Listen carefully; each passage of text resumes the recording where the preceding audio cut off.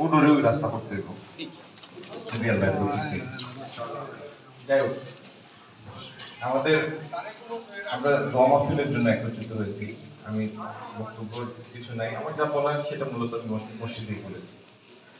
আর সর্বশেষ বেগম জিয়ার কাছে আমরা ঋণী অনেক কারণ স্বাধীনতার পরবর্তী সময়ে তিনবার তিনি প্রধানমন্ত্রী ছিলেন, মানে 91 পরবর্তী সময়ে সেটিও শুধু না, তার দৃঢ় অবস্থানের কারণে বাংলাদেশের স্বাধীনতার সার্বভৌমত্ব তিনি আগলে রেখেছেন।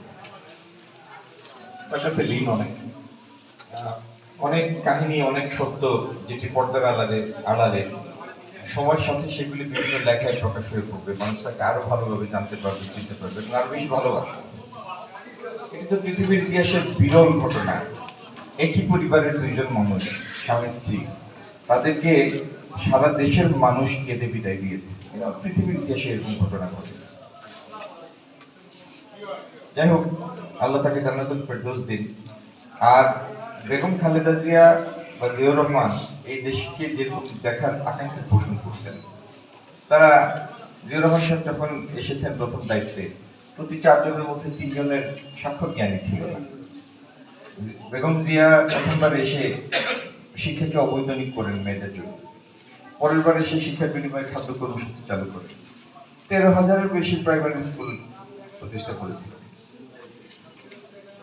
আপনার গ্রামীণ রাস্তাঘাট যেগুলি এলজিবি করে দিয়ে সারা দেশের এই গ্রামীণ রাস্তাঘাটের ভিত্তি তিনি স্থাপন করেছিলেন। এরকম অসংখ্য অসংখ্য কাজ। বাংলাদেশে যে পরিমাণ শিল্প উদ্যোক্তা এখন আছে, স্বাধীনতা পরবর্তী সময়ের মূল উদ্যোক্তা শ্রেণী তৈরি হয়েছে 91, 96 এবং 2001-06 সময়। 2001 থেকে 6-এ সিলেটের যে অবকাঠামোর উন্নয়ন হয়েছে, যতগুলি রাস্তাঘাট হয়েছে, যদি পরবর্তী সময়ে 50%-ও ধারাবাহিকতা বজায় থাকতো, আজকে আপনার এই সুরমার রাস্তা নিয়ে কথা বলার প্রয়োজন পড়তো না। তো ইনশাল্লাহ আল্লাহ যদি তৌফিক দেয়, আমাদের লক্ষ্য হচ্ছে সার্বিকভাবে দেশের জীবন মান উন্নয়ন। রাস্তাঘাট তো ছোট ছোট সমস্যা, এর থেকে সিলেটের অনেক বড় এগুলি এমনি হবে। এর থেকে অনেক বড় সমস্যা হলো জলাবদ্ধতার সমস্যা, কারণ সুরমার পানি যাওয়ার যে কোনো জায়গা নেই। তো এই জলাবদ্ধতার অবসান হবে সত্যিকার একটা বড় চ্যালেঞ্জ এবং ইনশাল্লাহ এটার স্থায়ী সমাধান আমরা করব। একইভাবে সুরমার ভাঙ্গন প্রতিরোধেও একটা স্থায়ী ব্যবস্থা ইনশাল্লাহ আমরা নিব। সব থেকে বড় সমস্যা হচ্ছে কর্মসংস্থানের সমস্যা। এই সমস্ত চ্যালেঞ্জ মোকাবেলা করা হবে আগামী দিনের মূল কাজ। আমাদের তরুণ সম্প্রদায়কে আইটি সংশ্লিষ্ট বিভিন্ন পেশা সম্পৃক্ত করা, আধুনিক মৎস্য, আধুনিক কৃষির সাথে সম্পৃক্ত করা।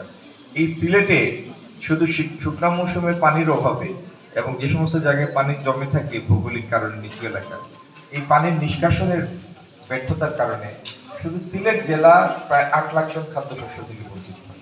এখন বিভাগের হিসাব করেন, শুধু সিলেট বিভাগে যদি এই কাজগুলি আমরা করতে পারি, তো এটি বাংলাদেশের জন্য একটি নতুন শস্যাগার হিসাবে আবির্ভূত হবে।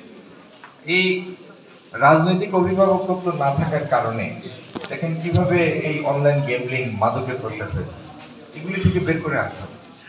আর রাজনৈতিক পরিচয়ে কোনো ধরনের সন্ত্রাস, এলাকার সামনে আড্ডা দেয়া, 20-50 জন 100 জন মিলে মাসুল দেখানো, হুন্ডা মহড়া দেয়া, যদি আল্লাহ তৌফিক দেয়, এগুলির কোনো স্থান ইনশাল্লাহ সিলেটে হবে না, যদি আল্লাহ আমাদেরকে তৌফিক।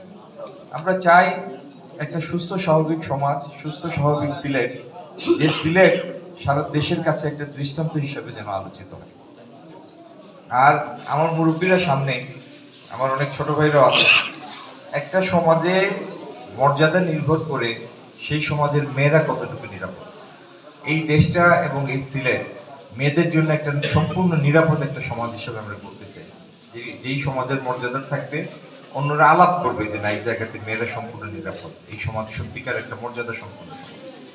যারা এই আয়োজনটা করেছেন, এই মুরব্বীদের সাথে আমার যোগাযোগ করিয়ে দিয়েছেন, আল্লাহ আপনাদেরকে উত্তম বিনিময় দিন।